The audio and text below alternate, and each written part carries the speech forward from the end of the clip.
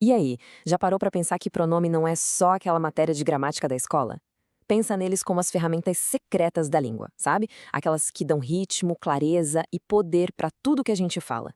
Nessa nossa análise, a gente vai desvendar como essas palavrinhas, que parecem tão pequenas, na verdade transformam completamente a nossa comunicação. Olha só esse exemplo para começar. Do lado esquerdo, o menino viu o menino no espelho. Soa repetitivo, né? Quase robótico. Agora olha do outro lado. O menino viu-se no espelho. Pronto, a mesma ideia, mas de um jeito muito mais fluido, muito mais inteligente. Qual foi a mágica? Um único pronome que mudou tudo. É exatamente esse poder que a gente vai explorar. Então, o que é, afinal, essa tal palavra mágica? Bom, falando de um jeito mais formal, o pronome é o verdadeiro herói da frase. Ele entra em cena para substituir um nome, que nem a gente viu no exemplo do menino, e assim garante que a nossa fala ou escrita fique clara e bem menos cansativa. Vamos lá. A primeira grande função, o primeiro trabalho dos pronomes é definir quem está na conversa, ou seja, quem fala, com quem se fala e de quem se fala.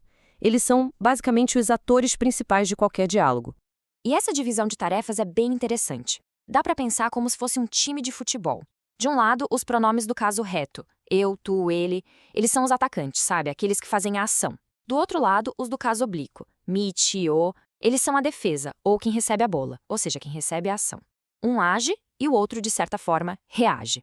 E olha só como isso funciona na prática, bem simples. Na frase eu viu, o eu é o nosso atacante, o sujeito que pratica a ação de ver. E o, que na verdade é o pronome o, é quem está recebendo essa ação. Numa frase tão curtinha, os dois papéis ficam super bem definidos. É a pura eficiência da língua portuguesa em ação. Agora vamos para a segunda função, que é essencial. Além de definir quem faz o quê, os pronomes são especialistas em outra coisa: mostrar a quem algo pertence. Eles são tipo os guardiões da posse na nossa língua. E aqui estão eles, os nossos guardiões. Meu, teu, seu, nosso, vosso. A lógica por trás deles é bem intuitiva, na verdade. Cada um deles se conecta direitinho com um pronome pessoal que a gente já conhece.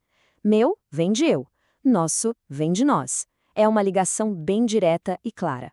Veja aqui como eles deixam a frase bem mais limpa. Em vez de falar, o nosso carro é novo, mas o teu carro é mais rápido, a gente usa teu para substituir teu carro. A comunicação fica mais direta, sabe? Mais elegante. Seguindo em frente, a gente encontra um grupo de pronomes que funcionam como os organizadores da frase. O trabalho deles é apontar para coisas, tanto no espaço quanto no tempo, e também conectar as diferentes partes de uma ideia, criando uma estrutura bem lógica. E aqui a lógica é totalmente espacial. É como um GPS da língua. Este e isto a gente usa para o que está pertinho de quem fala. Esse e isso para o que está perto de quem está ouvindo. E, por fim, aquele e aquilo para o que está longe de todo mundo. Simples assim. Este exemplo deixa tudo bem concreto. Este livro é o que está aqui, na mão de quem está falando. Já aquele, na estante, está lá longe. Os pronomes conseguem situar os objetos no espaço sem precisar de mais nenhuma explicação. É muito prático. Certo. Agora vamos falar sobre os construtores de pontes na nossa língua. Os pronomes relativos são simplesmente fundamentais para a gente conseguir unir orações, criando um texto com fluxo contínuo, sem aquelas frases curtinhas e picadas. E os principais são estes aqui: que, quem, onde, cujo, o qual.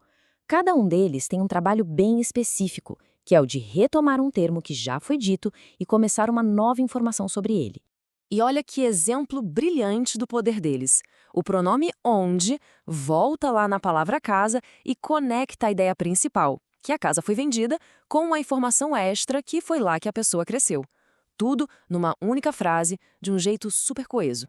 E para fechar os nossos grupos, chegamos aos pronomes que eu gosto de chamar de exploradores. São aqueles que ajudam a gente a fazer perguntas para descobrir o mundo e também a falar sobre as coisas de um jeito mais geral, sem especificar muito. Primeiro, os indefinidos. Eles são a nossa ferramenta para generalizar. A gente usa alguém quando a identidade da pessoa não importa, ou tudo, quando os detalhes não são necessários. Eles dão esse poder de falar de um jeito mais amplo e, claro, mais eficiente. Nessa frase, temos dois deles trabalhando juntos. Alguém é uma pessoa qualquer, não especificada, e tudo se refere a uma situação geral. É uma forma muito eficaz de se comunicar sem precisar entrar em todos os detalhes. E para poder explorar, a gente precisa das ferramentas certas, né? Os pronomes interrogativos são exatamente isso. As palavras que abrem as portas para a gente conseguir informação. São a base de qualquer pergunta que a gente faça. Aqui, eles aparecem na sua forma mais pura. Quem quer saber a identidade, o que quer saber qual é o objeto ou a intenção. São diretos, são precisos e, vamos combinar, são indispensáveis para a nossa curiosidade humana. Certo. Agora, uma dica de mestre para quem quer refinar ainda mais o uso da língua.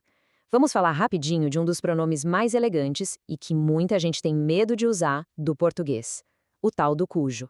A grande questão é sempre essa, né? Como é que se usa esse pronome do jeito certo, sem medo de errar?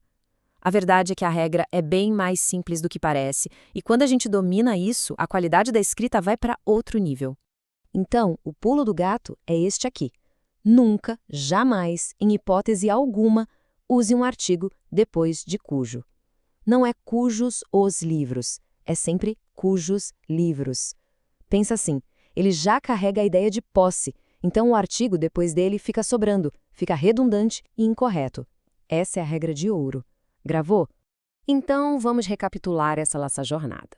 A gente viu como os pronomes são verdadeiros trabalhadores multifuncionais.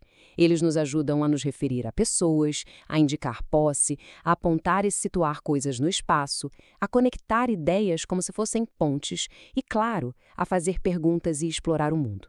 Eles são, de verdade, a espinha dorsal da nossa comunicação. E para terminar, fica aqui uma reflexão. Imagina só, por um instante, se essas palavrinhas sumissem do nosso vocabulário. Como é que a nossa comunicação seria? Provavelmente muito mais repetitiva, confusa e, com certeza, bem menos expressiva. Eles são, de fato, as ferramentas secretas que dão vida à nossa língua.